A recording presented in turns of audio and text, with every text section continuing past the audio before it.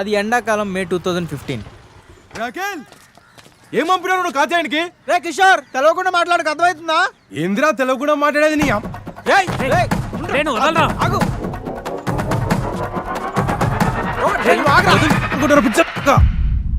అయిపోయిందా? నన్నేమన్నావు మొత్తం మీ అమ్మకేరా.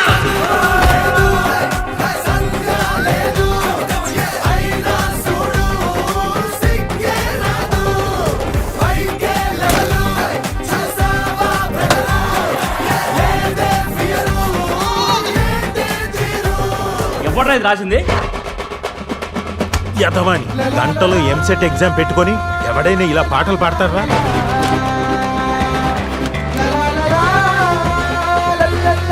ఇంటర్లో 70%, 10th లో 7 points. చూడు ఆడి మొహంలో ఏమైనా బాధ ఉందా?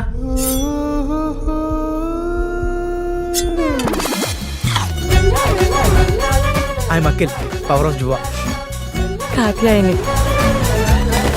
పేరు రాలేదని బుక్ మీద. అంటే అది కోటిలో రీసేల్ వాల్యూ 50% ఉంటుంది పేరు రాస్తే. అది పేరు రాకపోతే 80% ఉండే ఛాన్స్ ఉంది. I love you Katyayani. Okay, thank you. Love చేస్తలేదా? కానీ లవ్ యూ అంటే థ్యాంక్ యూ అంటుందా?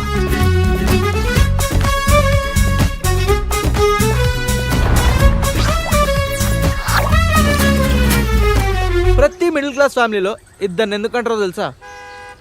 ఈ సొసైటీ పెట్టే ప్రెషర్గా ఒకటి పోయినా ఇంకోటి ఉంటాడని.